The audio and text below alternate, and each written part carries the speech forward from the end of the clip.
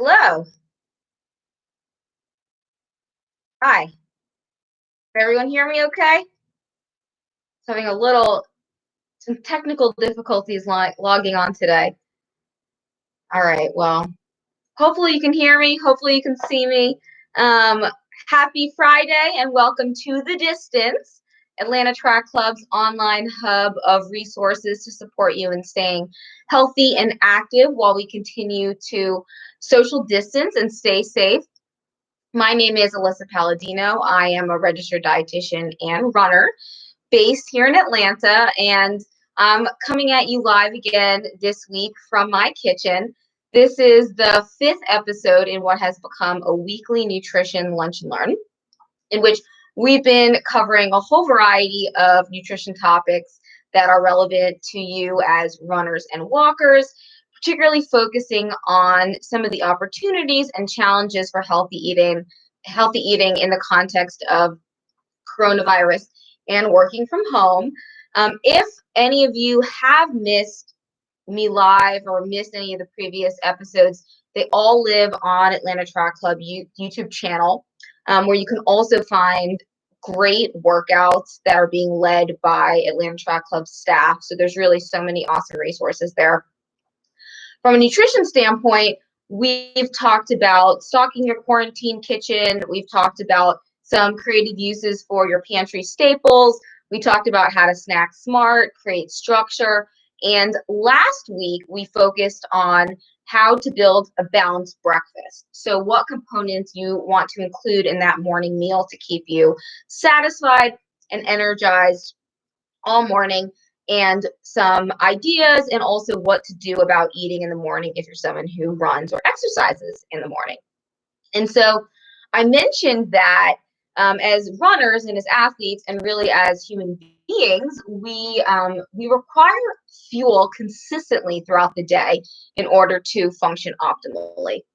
And that begins with a balanced breakfast, but it continues. So a few hours later, it's time for your next meal, which is lunch. So I kind of figured it would be logical to expand on what we talked about last week and extend that concept of building a balanced meal to lunch. So that's what we're going to talk about today. And if you are finding yourself in a lunch rut, you're looking for some fresh inspiration to feed yourself, to feed your kids, I hope you will keep watching and you'll finish today's episode with some new ideas. So, lunch. Just like we talked about, a balanced breakfast sets the tone for the day and it gives you the fuel, the energy you need to power through your morning. Lunch does the same thing for your afternoon.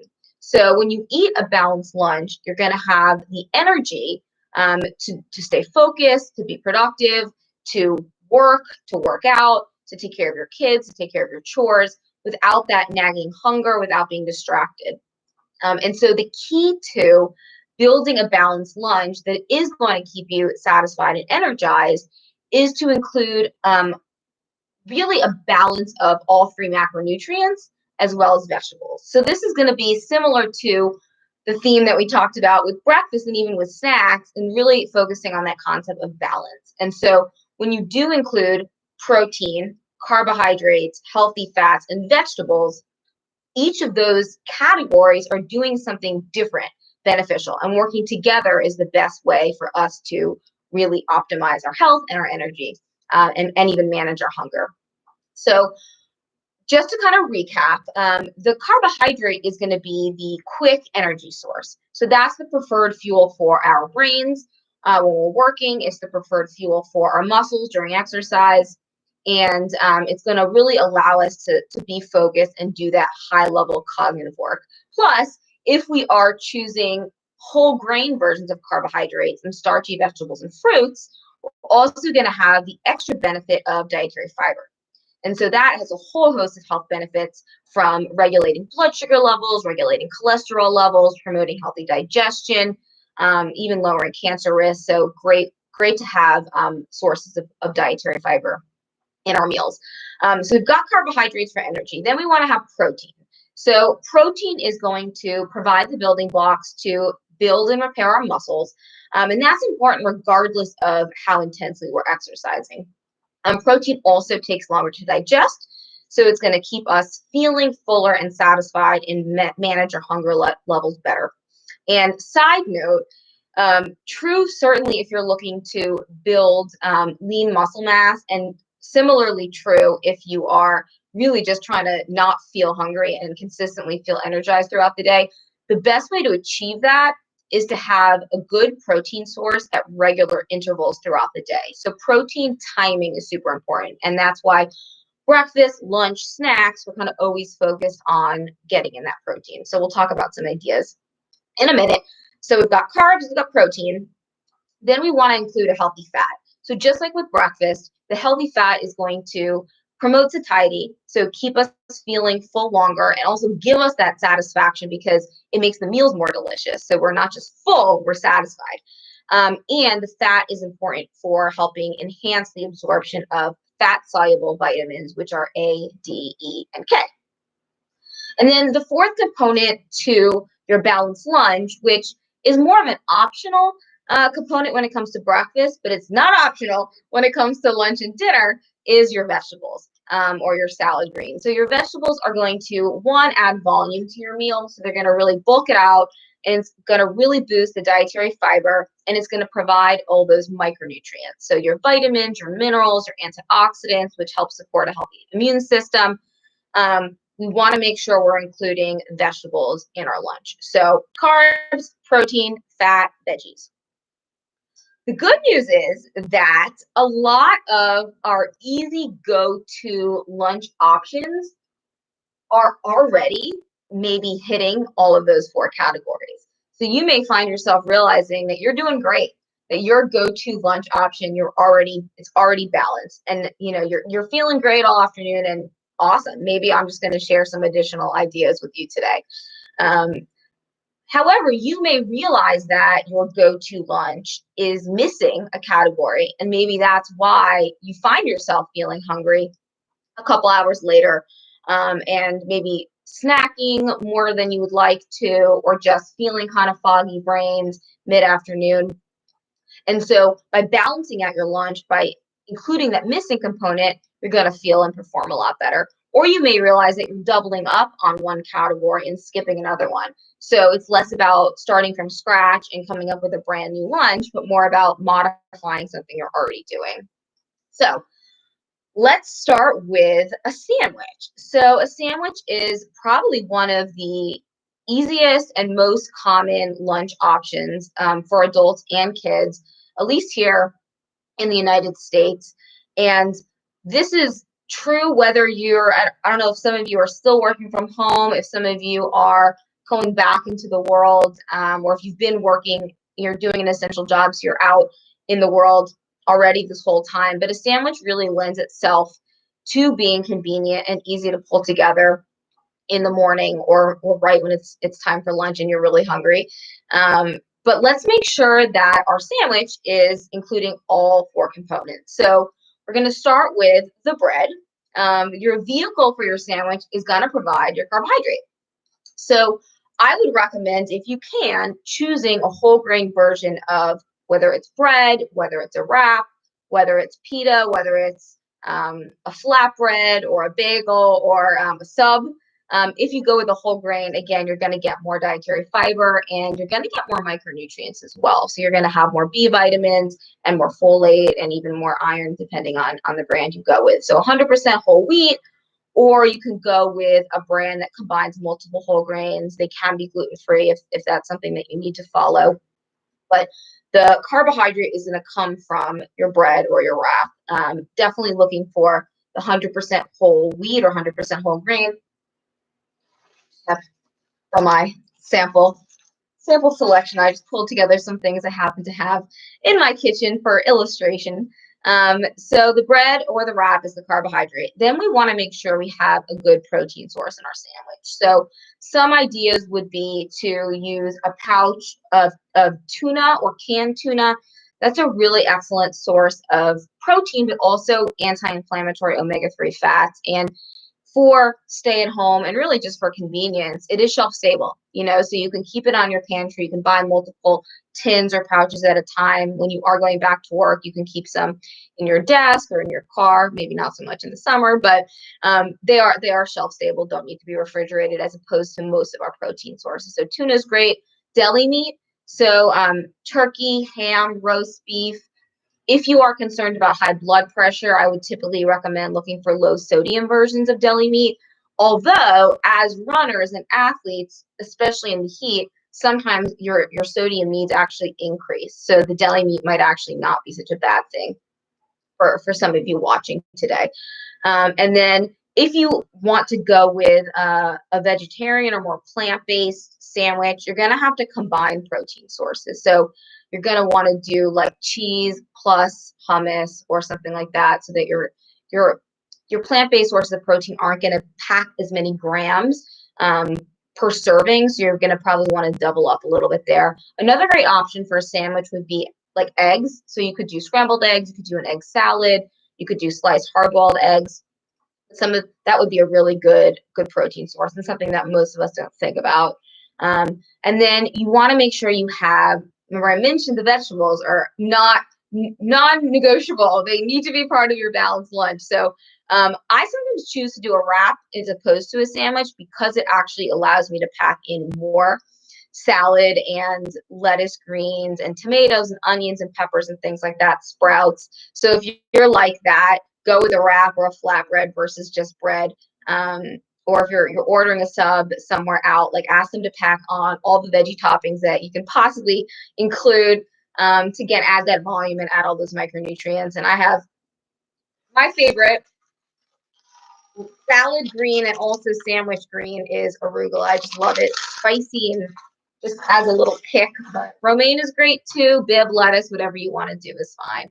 And if you can't fit quite enough vegetables on your sandwich itself, then I would recommend doing some raw veggies on the side instead of maybe you would normally have chips, which are kind of doubling up the carbs that you're already getting from the bread. So if you have some veggies on the side, then you can really boost the nutrition and keep the balance of that meal. And then finally, with our sandwiches, we do want to include a fat source. So you could do some sliced avocados, you could do a slice of cheese, you could use an oil-based dressing or even a little bit of mayo. So whatever you want to put on there to boost the fat, a little spread of hummus or tahini, aioli would do the trick. And it's going to make your sandwich a lot more delicious. It's going to help hold it all together and just kind of create a more satisfying, balanced meal. So I don't know if anyone that's watching right now does eat sandwiches for lunch sometimes and wants to share what their go-to is. I'd love to hear. I'm always curious what other people are doing. But I'm just a little awkward when it's live like this. I hope some of you heard something today that now you'll think about either adding to your sandwich or just kind of a new idea. All right, well, I'll move on. And I'll talk about another go-to lunch option that actually, what I find salads. So what I find with salads, and this is from having, worked with lots of groups and lots of individuals over the years, is with salads, we either tend to totally overdo it. And so go crazy with the toppings, especially when we're ordering a salad out, and it's just ends up being a way bigger meal than we intended. Maybe more sugar, more salt, more fat, more calories in general than we needed or we wanted or we thought we were getting. So with salads, we either overdo it or we underdo it. We skim. And so if you are trying to limit your lunch, you're ultimately doing yourself a disservice if you're just going with, say, like lettuce and tomato and carrots and maybe a fat-free dressing. That is not a nourishing, satisfying, balanced meal. You're gonna find yourself feeling hungry really shortly afterwards, and then maybe picking up something that doesn't support your goals or your health as much as a more balanced salad would be. So let's talk about what should go into a balanced salad so it is a really satisfying meal. The base is going to be your greens. And this is a really easy template to boost and increase volume with vegetables. So a base of greens, again, arugula, romaine, Bibb lettuce, even iceberg. Add as many non-starchy vegetables as you want. And these could be raw, these could be roasted, these could be sauteed. You can use carrots, peppers, cucumbers. You could do roasted broccoli, roasted cauliflower, asparagus, really whatever you want vegetable-wise you can throw on there. And so really, the more colors, the better. All the colors are different antioxidants, so you're just going to really have a good, solid, nutrition-rich base. Then you want to make sure, again, that you've got that good protein source. So some grilled chicken, you could do cubed tofu, either raw or sauteed. You could include some chopped deli meat, some turkey or roast beef or ham. You could do some cheese. If you are following a plant-based or a vegetarian diet and you want to count your beans or chickpeas as your protein, because remember, these can double count, their carbs or protein. These will contribute protein, about 6 to 8 grams per half cup. So make sure you have a good protein source. The hard-boiled eggs, if you like those, that's a great way to add. The canned tuna, same thing. Say we go back to salad bars at some point in the future, and you don't like the look of the protein that's available, you could keep a can or a pouch of tuna on hand and just top it off with that. Because remember, you really do want to get that protein in that midday meal. And then this is where we often skimp when it comes to the balance of salad, is the carbohydrate. So if we skimp on that carbohydrate, we're not getting that energy that we need to power through our afternoon. We really want those carbs for our brain, and we want those carbs if we're planning to exercise in the afternoon or if we exercise in the morning. So if you have another protein source in your salad, you can count your beans as your carbohydrate. So they do have carbs. A half cup serving has about 22 grams. You can add quinoa, you can add bulgur, you can add any kind of whole grain. You can do fruit. You could add some raisins or some chopped apples. These aren't going to give you as much carbs as your grains would, but they certainly count. If you want to have a whole wheat roll on the side or throw some croutons on there, there's lots of different ways you can get carbohydrates in your salad, but make sure you do it. And then finally, the fat. So sometimes this is where we can go a bit overboard with our salad because there's often multiple sources. So we want to think about, a lot of times the cheese is adding fat. If you're adding nuts, if you're adding seeds, if you're adding salad dressing, if you're adding olives, if you're adding avocado, all of these things add fat to the salad. So we want some, but we don't want a ton. So kind of figuring out maybe 1 or 2 and being mindful of the portions that you're adding to it. But don't skip the fat completely, because remember, that's going to help us feel more satisfied. It's going to make your salad a whole lot more delicious, and it's actually going to enhance some of those fat-soluble vitamins that are in all those great veggies that you're going to include. So some ways that you can make sure either your sandwich or your salad, which you may already be eating for lunch, are a balanced, satisfying midday meal. The final idea that I'm going to share with you is a concept that is really great for if you're busy.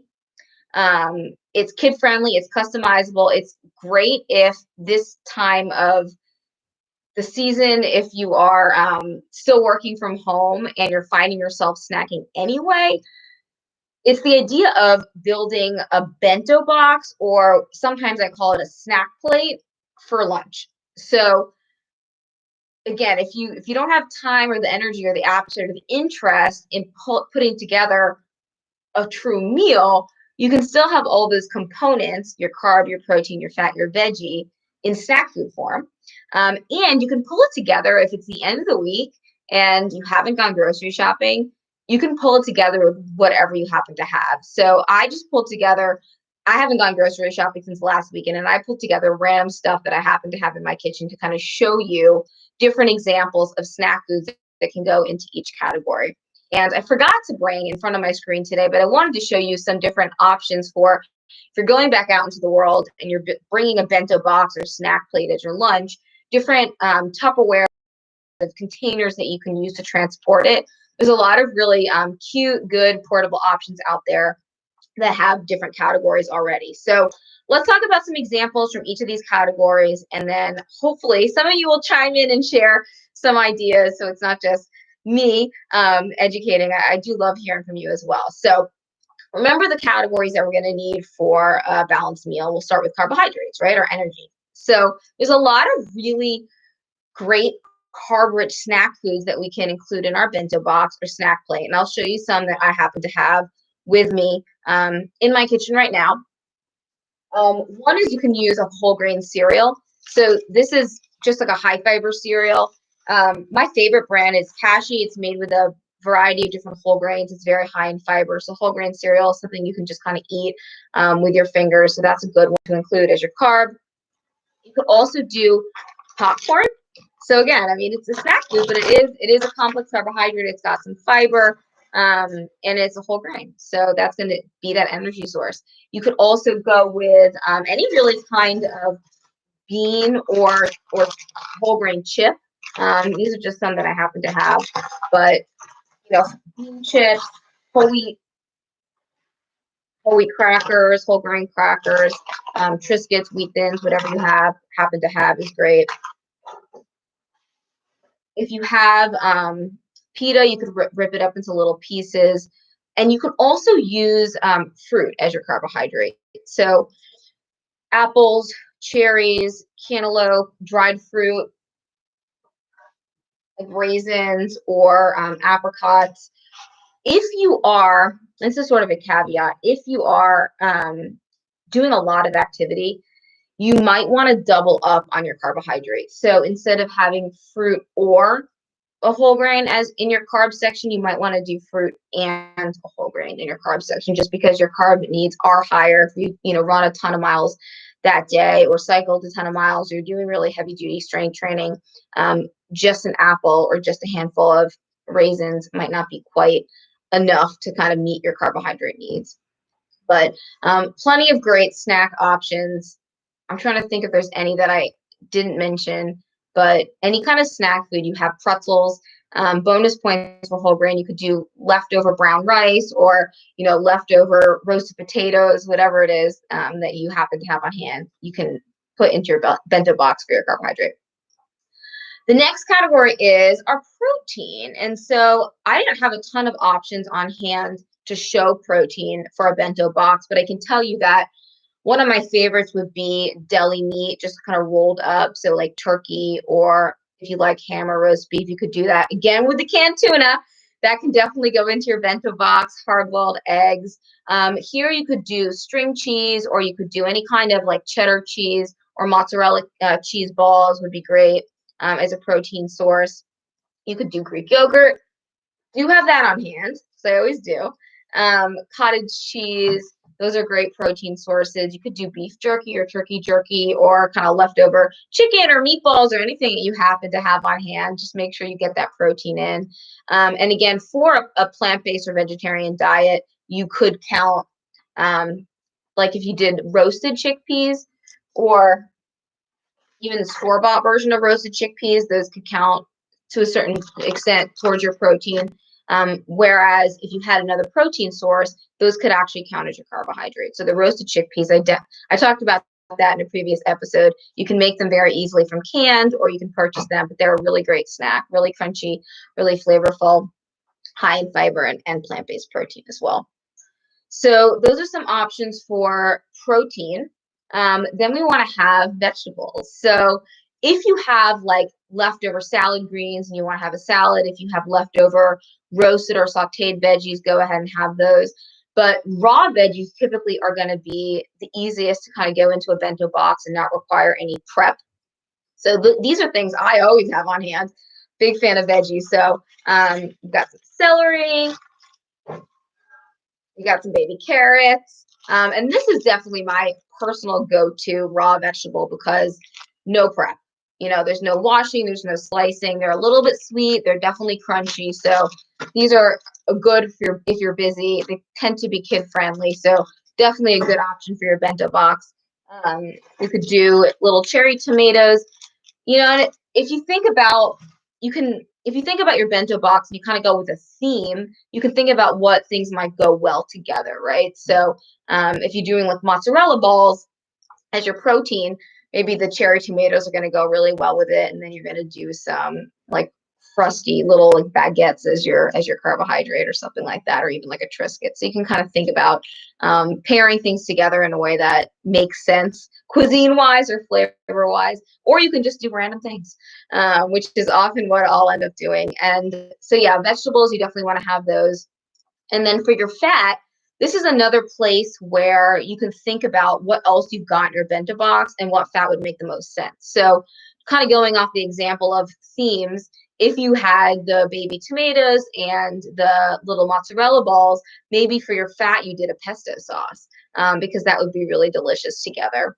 Maybe if you had, baby carrots and Triscuits and some cheddar cheese slices as your veggies, carbs, and protein respectively, you would do some hummus for your fat so that you could dip the crackers and the carrots in the hummus. If you had celery as your vegetable, maybe you would want to do my favorite fat source, which would be peanut butter, of course, or almond butter, or whatever nut butter you happen to have and enjoy. Sunflower seed butter or soy nut butter if you've got allergies or kids with allergies. And then another great thing to have as your fat, you could do avocado slices, but nuts. So this would not be a dip, but this would just be, more finger foods of cashews, pistachios, almonds, peanuts, any kind of snack nut that you want to have in your bento box is great. So yeah, again, kind of thinking about a carbohydrate, a protein, a vegetable, a fat. They can be snack foods. They can be random things you have in your pantry that you're trying to use up, things that are in your fridge that are about to go bad. And like I mentioned, this is great if you're busy, but it's also really good for kids. So I would recommend getting your kids involved and giving them some choice and some ownership over what goes into their lunch, because all the research shows that when kids are involved in either the cooking or the food preparation or the food planning process, they're so much more excited about and open to trying new healthy foods, and it just kind of becomes part of their life. So you can tell them you're going to pick your carb, you're going to pick your protein, you're going to pick your veg, you're going to pick your fat, and really allow them to do that. As long as they've got one food from each category, you can feel good that they've got a balanced meal, and the same goes for you. So if anyone wants to chime in, I would love to hear if you've ever done a bento box or a snack plate for lunch or even for dinner, and how that's gone for you, what components you like to include. If you might try it now that I've inspired you, or hopefully I've inspired you, and kind of take any questions that you guys might have. Only got a few minutes left, but I'd love to hear from you. Bob Wells, I know you're here. Maybe he tuned out. All right. Well,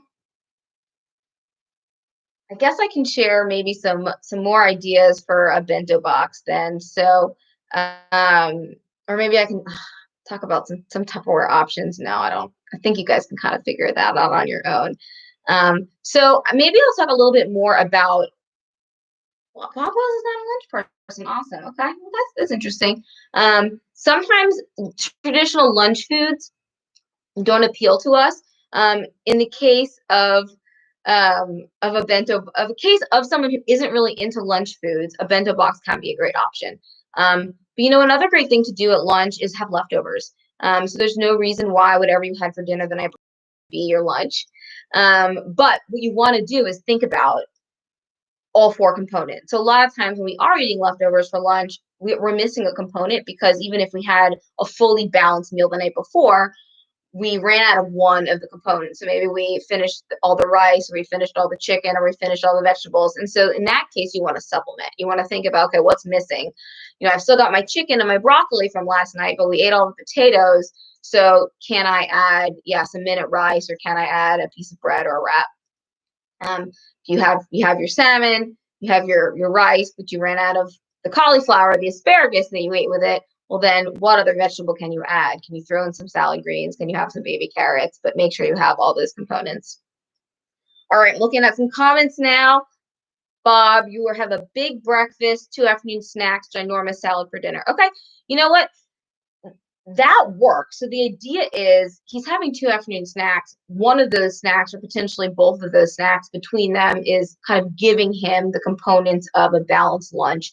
Hopefully he's including something from each of these categories. And 93 Cobra, I don't know who you are. You came in late. Did you talk about post runs? No, we did not actually address post runs, but I would say that if your lunch is a post run meal, all the more important to include all 4 components of the balanced meal. The carbs are going to replenish your stored carbohydrate, your muscle glycogen that you used during that run. And then the protein is going to start the recovery process. So giving your muscles those amino acids that they need to rebuild stronger. Plus you need to rehydrate, which, we should always be doing anyway.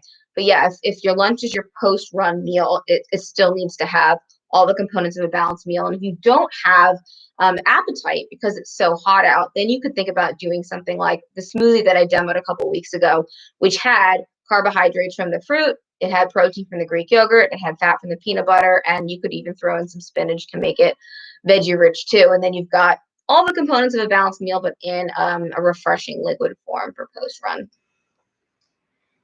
Thanks, Jessica. Thanks, Jess, for watching.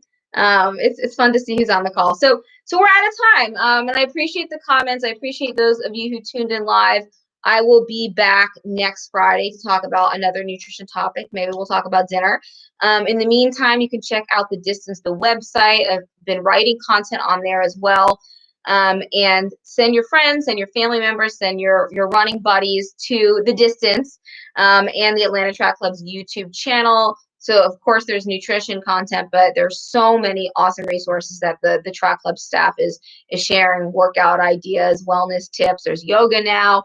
And so, yeah, please come back, make use of these resources. Stay healthy, stay active, stay safe, and have a great weekend. I'll see you next Friday. Happy Memorial Day weekend.